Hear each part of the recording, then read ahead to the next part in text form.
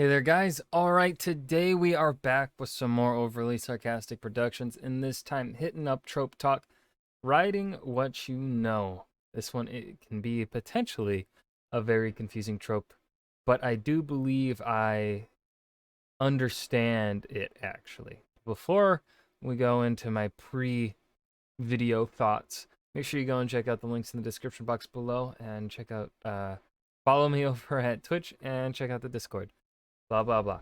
Now writing what you know, what I think this um is meant to mean is in terms of lived ex certain lived experiences. Um,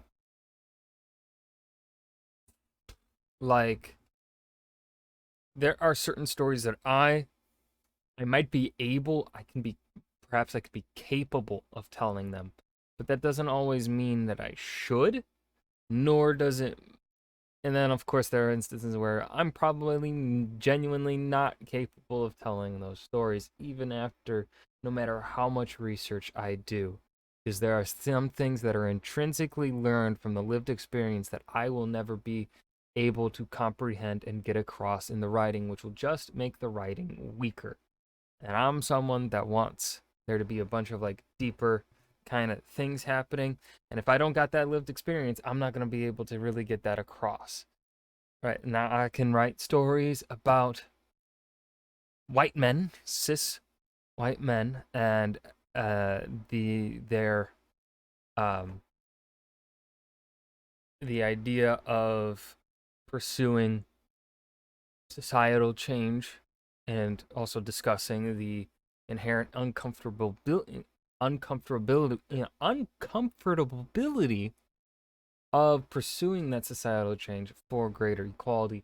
That is, because right, as a white man, I am just inherently privileged. That's just fact.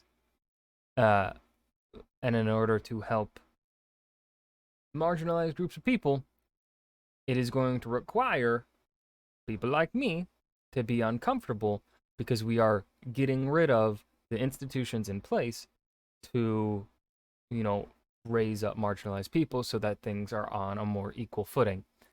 Those are stories I can write because that is feelings I have experienced. Because it is a weird feeling. It's like, yeah, on the inside, you're like, I want to help, but also, like, right, just inherently because of how society's raised you, it's like, my privilege. Um, Eventually, you get comfortable with the uncomfortable. Um, but like that's a unique lived experience that I can write about and explore.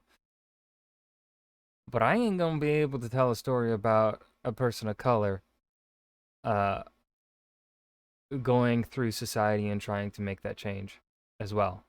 I can write it from the white perspective. I'm not gonna be like, if we're because usually what writing what you know tends to uh be focused on is tends to be focused on white authors writing uh people of color and their struggles that we deal with in our modern world.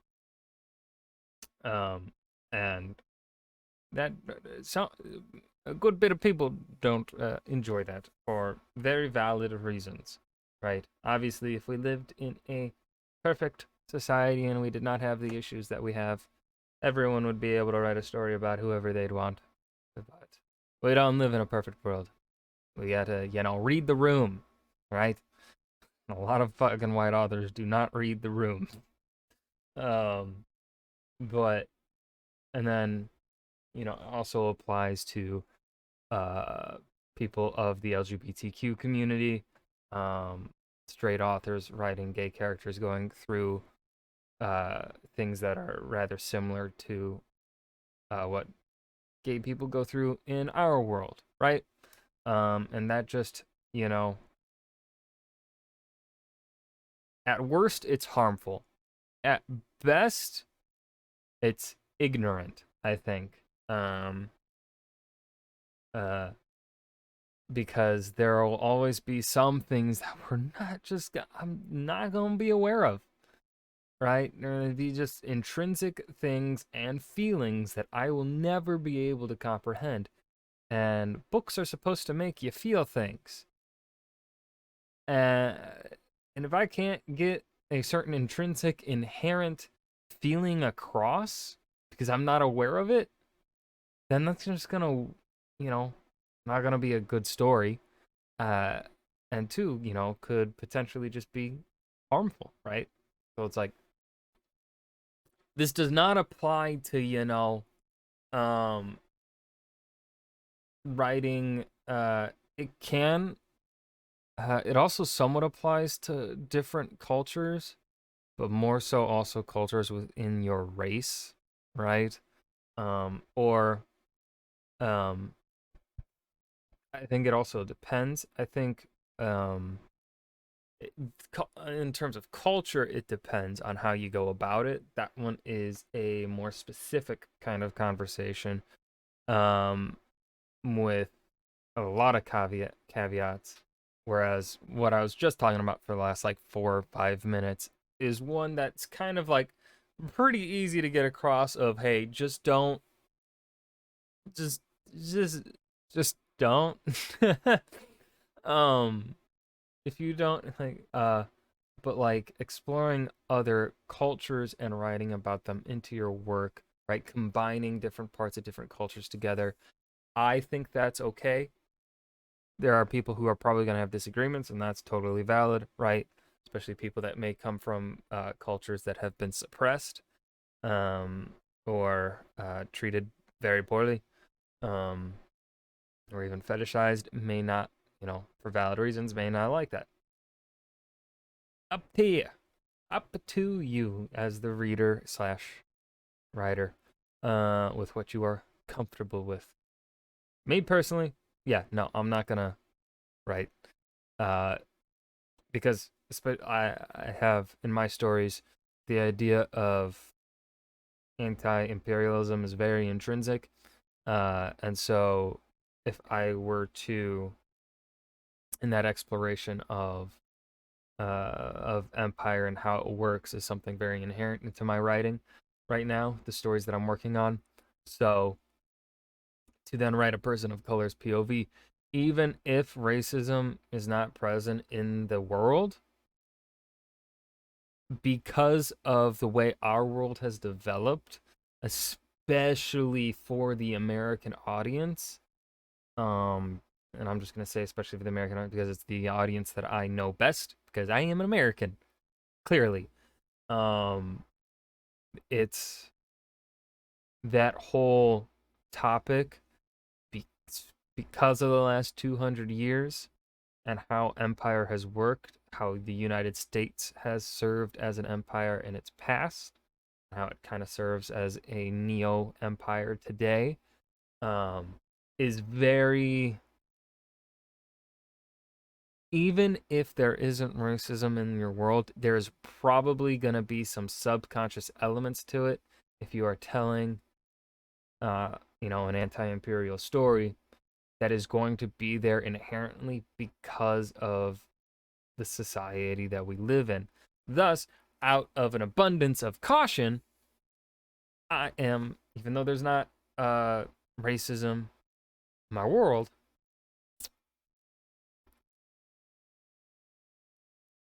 there is xenophobia because that is something, I've, it's weird to say I've always been interested in, but like xenophobia is, I think, something that I can maybe tackle a bit better. Um, you know, Prejudice based upon culture, not based upon race, is kind of something that I deal with a bit more. Um, but like, we've already spent 10 minutes and we haven't started the video. Good thing it's only a 9-minute video. But,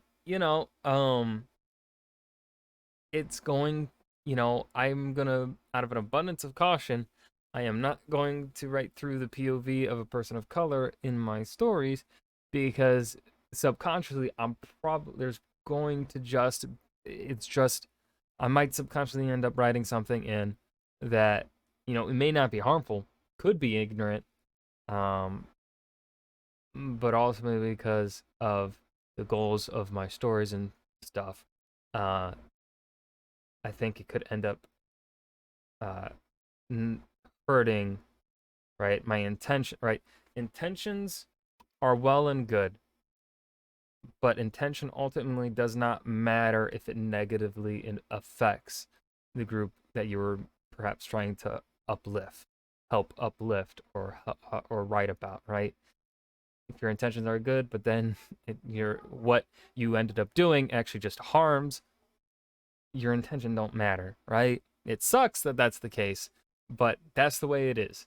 Anyways, I rambled a lot. I don't know if any of the shit I said makes sense. Let's hear Red be smart.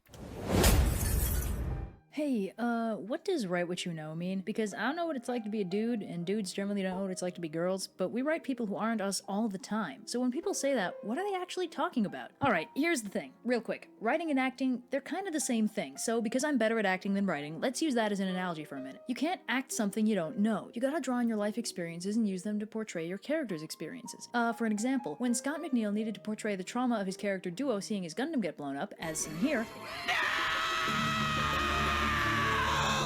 he drew on the similar experience of his wife accidentally backing her sedan over his motorcycle.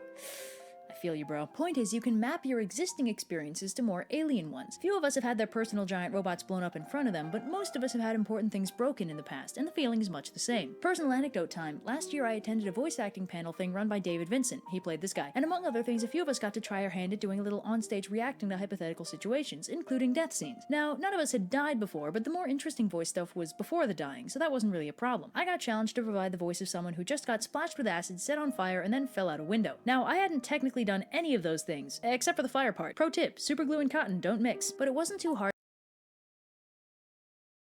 Red, what the fuck? to imagine getting hit with something and rapidly realizing I needed to get it off me immediately, think spider falling on your face, and the falling out of a window part, I mean, I'd tripped over stuff and I'd jumped off of high places before, combining the two emotions wasn't that hard.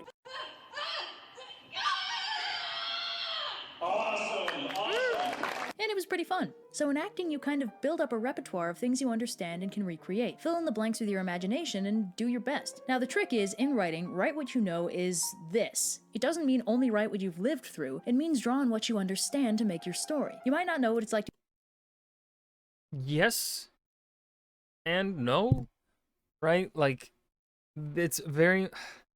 See, writing what you know is such a weird one because depending upon who you ask, it is going to have a very different meaning, right? This is one of the tropes that I feel like really does change meaning from person to person. Um, you know, we're gonna have people that only in treat write what you know as the way I spoke about it at the beginning, whereas other people are going to see it as the way Red is speaking about it, whereas it's not, you're not writing, you're allowed to write whatever, so long as you know you pull from your lived experience and connect it to, you're like, okay, this thing made me feel this way, or this character is probably feeling this, right? That's, I think that's perhaps the more, perhaps the older version of writing what you know. Maybe the more classic version, but what I think writing what you know has developed into for the modern day, especially, you know, how I see it defined on TikTok, is the way that I defined it at the beginning.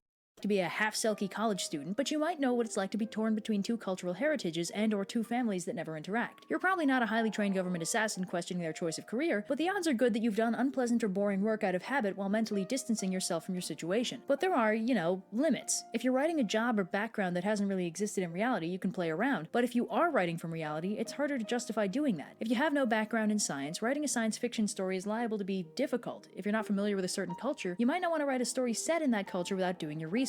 So let's talk about doing your research, because the cool thing about writing what you know is that you can always know more. One of the many fabulous I things love about the that internet line. is how Yes. Right? Like, you know, I have a society in which it is pulled uh from um, North Africa, the and West Sub-Saharan West Africa, um, because of a pre-colonial African history course that I took, and when I was doing research on the essay, on the midterm, and the final, there were just things that I was reading that I was like, yo, this sounds so cool. What if I combine it with this stuff, right?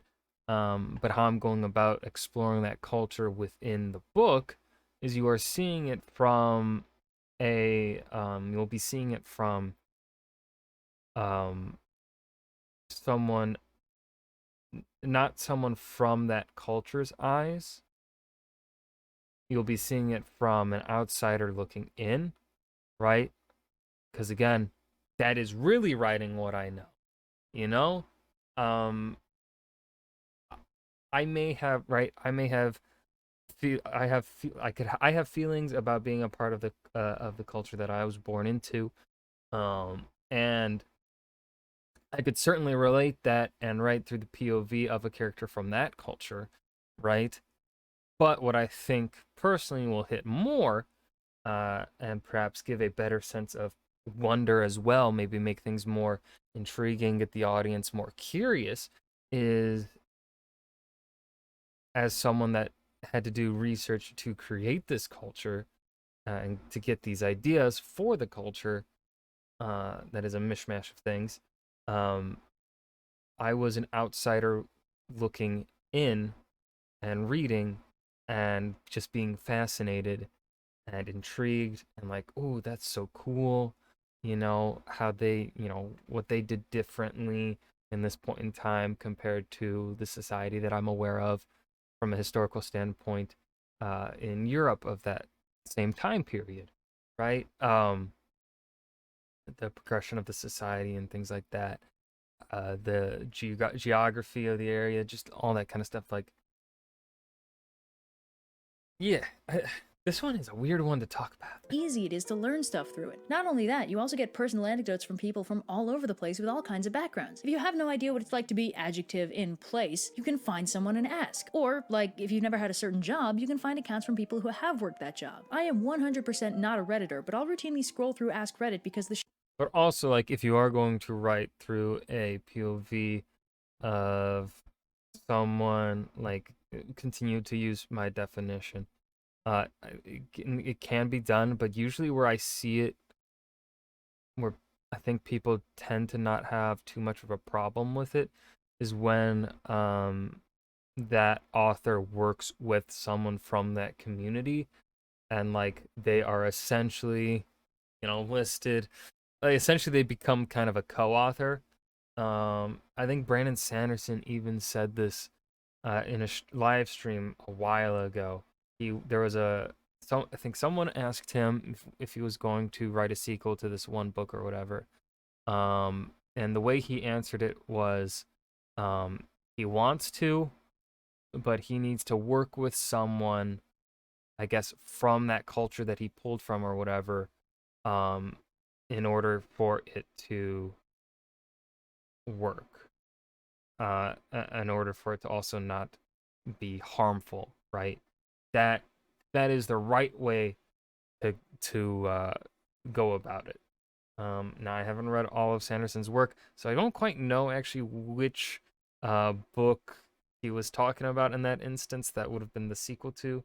I know it wasn't Stormlight and it wasn't any of the Mistborns.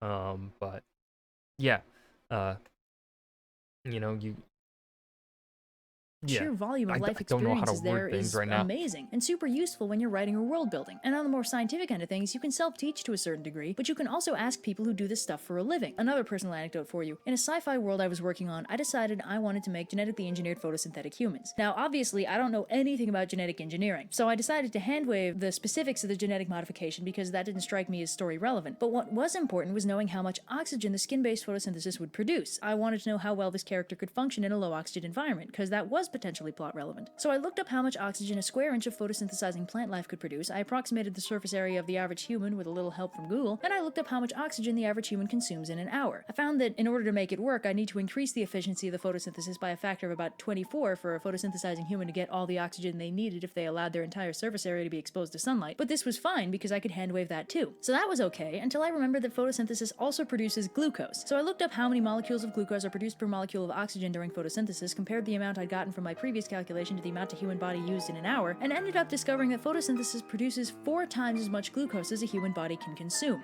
That's obviously bad, but also interesting. It meant I needed to figure out a way for these photosynthetic people to sequester or expel excess glucose and therefore avoid the curse of space diabetes. It'd have been easy to just say, he photosynthesizes, shine a sun lamp in his room, but this produced a much more in-depth story element and one that feels more real. And I had no idea about any of this stuff. We definitely have a different experience with the definition of writing what you know. So I feel like I can't speak too well here for this one. When I started. I mean, the last time I took a chem class was high school, and I didn't do very well, but I can multiply like a champ. Yo, I was terrible in chem. I was terrible in physics. And my Googling skills are second to none, so it wasn't too hard to scrape together enough actual science to construct a viable thing. Not real life viable, but magic space future viable. Yeah, you know what I mean. Point is, it's better to do the research than it is to assume you know enough about what you're talking about. So instead of write what you know, it should really be know what you write. But like all good things these days, there is controversy here. See, when you're writing Okay, so actually maybe she is about to talk about it. Okay. characters, it pays to include realistic levels of diversity. Or unrealistic levels. Yep, she is gonna talk about it. Cool. Who cares? Making all your characters the same is a risky endeavor because it's kind of going to be boring no matter what you do. But here's the problem. You can't be all those people. You can't have a background beyond the one you have. So how do you reconcile including a diverse menagerie of characters with the fact that you can't be writing what you know in the process?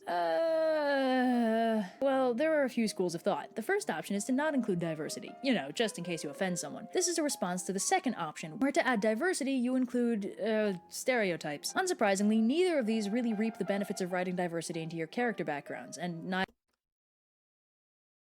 Now, as long as you do the research, I think you can, for the most part, avoid the stereotyping.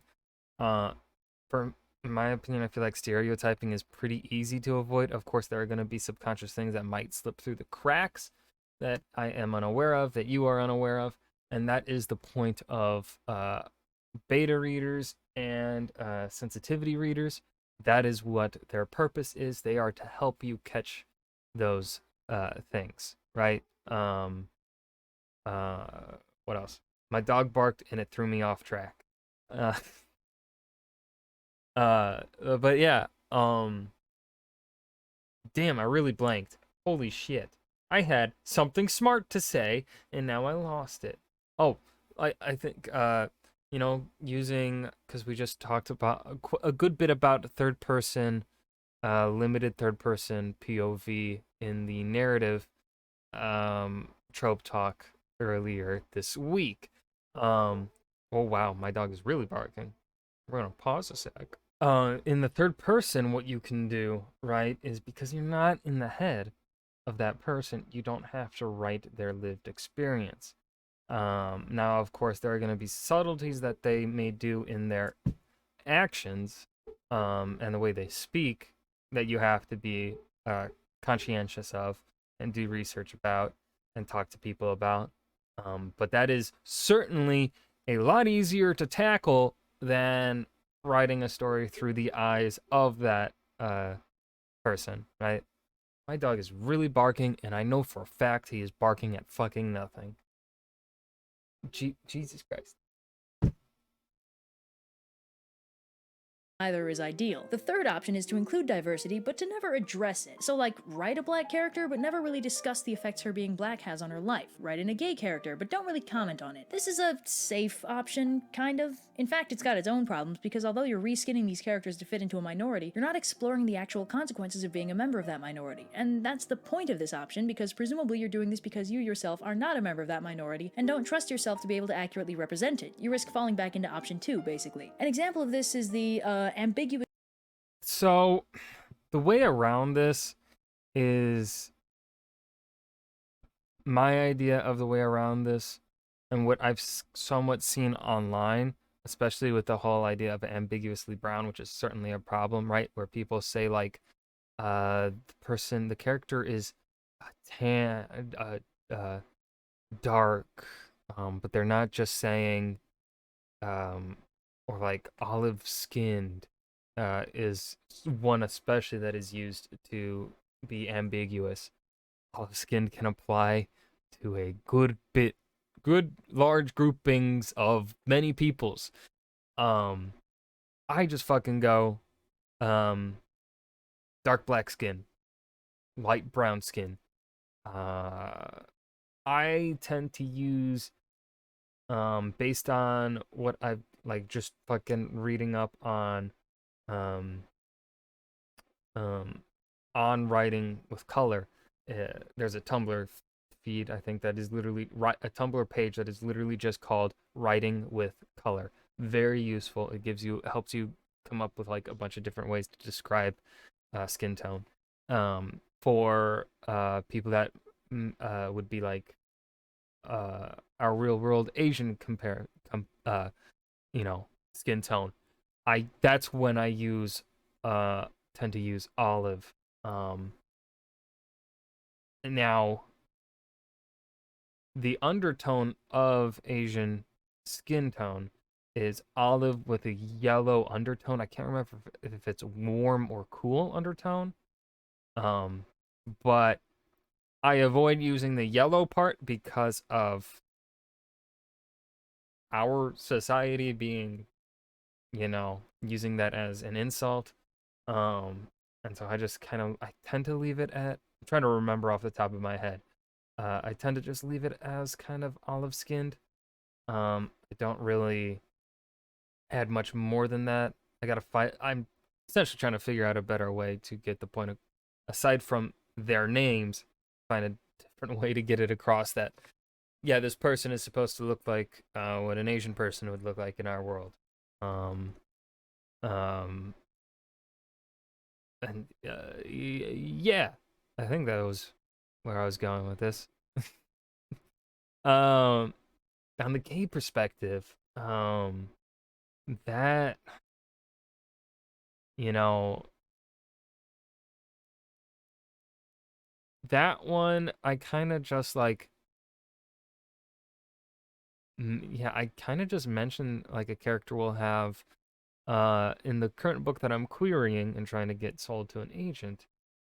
Trying to get an agent to pick up is Ascension and Remembrance, and there is one character, at least off the top of my head, trying to remember, at least one character openly stated gay. He has a husband, and I just kind of I use the term husband for that character a lot, rather often.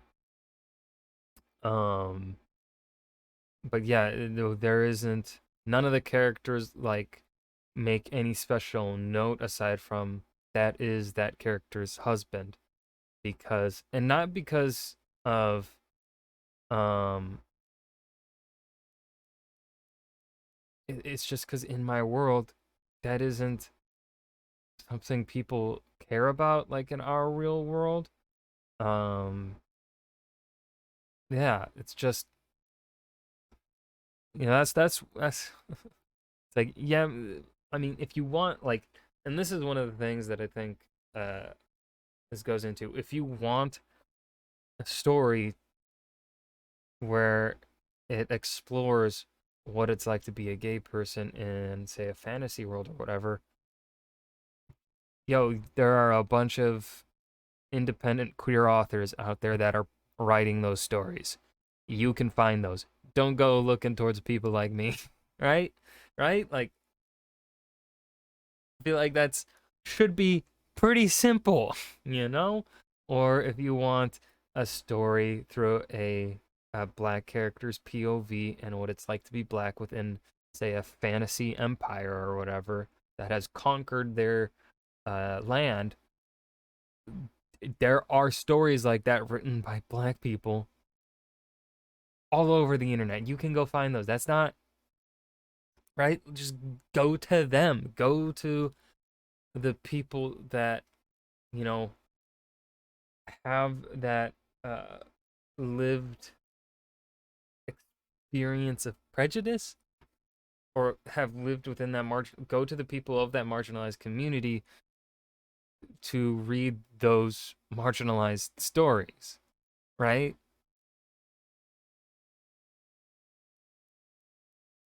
Yeah, I feel like there's nothing else for me to say aside from that. Leslie Brown trope, where you want to include diversity, but you don't really want to specify what it is, just in case. Now, option 4. No, I fucking hate that. Fucking, that is one thing that bothers me. I hate the whole, like, just in case. No, that character, brown. That character, black. That character, uh, tan. That character, olive skin. That character, the white. That character, pasty white. Uh, fucking hate the ambiguous shit. Like, I, I've said it before. I don't mind perhaps characters, or audiences maybe they read like, okay, character, the author described this character as, I don't know, white. But if people of color that read the book, and then they do, I don't know, fan art, or maybe they do um um they write their own fan story, their own fan fiction, um and they imagine the character in their mind in the story that they want to tell, or in the drawing that they want to make, in the art that they want to make, as a different skin color. That's totally fine by me, right? Like, I don't, you know, um, it only, like, I guess, like, I don't know, maybe, uh, eh, I don't know how to talk. Is research. You want to include a character from a certain group, you talk to people from that group. Again, this is writing what you know by expanding what you know, and this one's done less because it's frankly way harder to get right. But again, the internet makes it easier. There's an unprecedented level of communication where you can just see into someone else's life. It's not going to be perfect, and it's not going to be as in-depth as if you were that person living their life, but it's probably better than nothing. Now, the controversy here is which of these options is better. Most people agree that 2 is pretty terrible, but between 1, 3, and 4, it's a closer race. 1 is basically staying in your lane, and the arguments for that tend to be that since the author can't do it right, they shouldn't try. 4 has the potential to produce some of the most realistically diverse. Yeah, I think ultimately I side on the try part, but more so perhaps on the 3. Um, Obviously in my world we probably lean more towards 4, but we see the effects, like, through, you know, white, like, just to, if I can be as simple as possible, uh, a white person's POV, um, that is actively, in the same fight as them, right? In the same, going against the systemic issues, right? Because these systemic issues of empire do not just affect, and are not just like patriarchy. Let's go with that one. The effects of patriarchy are not just harmful to women, they are harmful to men as well, right? And that, you know, and in terms of the empire, it is harmful to certain, it can be harmful to the people in positions of privilege within the empire, um, in different ways to those that are not in those same privileged positions, right? And as a white person living in this society, that is a perspective I can better talk about, of like the different ways that it is uh, potentially harmful, slash also like their own, internal reasons for wanting to, get rid of this system, you know? I feel like I'm not making any fucking sense, dude. Like, it makes sense in my head. I feel like I'm doing a poor job also maybe representing my writing. I don't know. Diverse stories, but the typical counter-argument is that it runs the risk of appropriation or even telling a story that isn't yours to tell. 3 is kind of an Yes. attempt to strike a happy medium, but as a result gets blasted for not doing enough in either direction. And where do I stand in all of this? I try to avoid this problem because I don't have a solution. There's a reason. Yep. I'm kind of in the same boat as right here. Why most of the time I write fantasy or far future sci-fi, because in those cases I can construct all parties involved. It's not a question of being uneducated on real elements because there's next to no input from our reality. But if I had to pick, I'd probably try for option 4. Whatever, it's not my call. It's just good to understand that there actually is controversy. Right? Like, obviously, I probably, in terms of my writing, I am probably doing option 4. If I really had to put my finger on it and be like, that's the one I'm doing. Um, but right, let's say book releases, people read it, and they don't like my certain aspects of what I've done. That's totally cool. It's not gonna be for everyone, and maybe let's say I do a bad job of it, then it's going to be I own up to it, be like, okay, I fucked up there. I see it, I recognize it, my bad.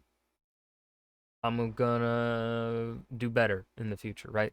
I'm gonna talk to even more people. I'm gonna try and get even more perspective from outside groups, right?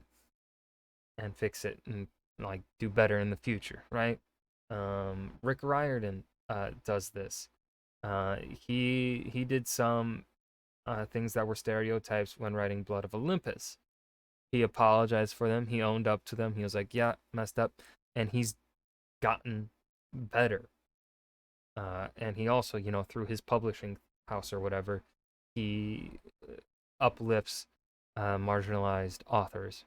That's totally fucking awesome, right? Controversy around this subject. But so far we've talked about characters and settings. To make a story, you also need a plot. So what does write what you know mean in the context of a plot? Not a whole lot, turns out. See, when you break it down, most stories map to things almost everyone has experienced. You get friendships and betrayals, romances or lack thereof, pinning all your hopes on something and having it disappoint you, all kinds of stuff. In fact, the idea that you wouldn't understand a story is almost alien, because there are universal experiences most stories are built out of. This hardly seems like a problem, really. Well, the problem is sometimes they write what they know too well, and as much as I love tropes, you can't build a story out of them. Look, we all grow up with entertainment. We see or read stories and we learn them. We know them. So when the time comes for us to write a story, a lot of the time we build it out of stories we already know. And that's the problem. It's like you're writing a book with autocomplete turned on. Look, tropes aren't bad. Tropes just happen. If you're writing a story, familiar things are going to show up. But there's a difference between recognizing tropes and building with them. The hero archetype just happened, but if you're writing a hero, he's going to be way blander than any of the original hero archetypes. And yeah, it's going to be a he. Here, I'll give you an example. There's this series I read when I was a kid called The Belgariad, and it's well written, and I've got a soft spot for generic fantasy, so I liked it, but the main character, Garion, is the most generic instance of the hero archetype I've ever seen. You can literally check off all the instances of his hero's journey without fail. Now, this is pretty clearly the result of building from tropes, and the end result is that Garion is by far the least interesting part of the Belgariad. This is the hero you write when you think, I know how heroes work, they have these characteristics and do these things. And that's not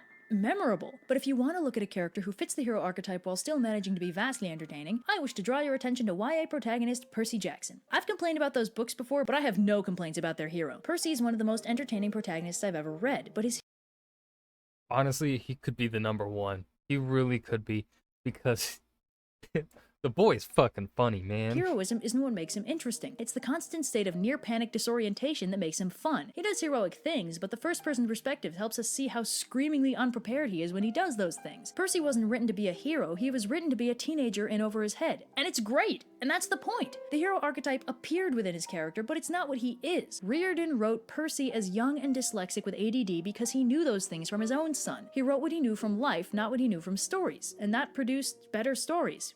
So yeah, right? Which is also partially why I think the first 5 books are so good, because that was also a really personal story for him to write, because he was writing it specifically for his son. And of course, writing the sequels, he, I'm not saying he doesn't care, and those aren't personal stories to him either. He definitely, I think, just benefit of the doubt, thinking of him perhaps as the best person, as think of him in the best light possible. I think he, cares about those stories, cares about the people that, of those marginalized groups and things like that. But because he doesn't have as close of a relation to the stories of those characters, whereas he did with Percy and the ADD because of his son, those stories don't hit quite as hard. They're still well written, I would say. Um, uh, and I have no problem saying that they're, for the most part, well written. Uh, you know, and yeah, the stereotypes are there, some problematic things that, no, but he's owned up to them, which, you know, it's good.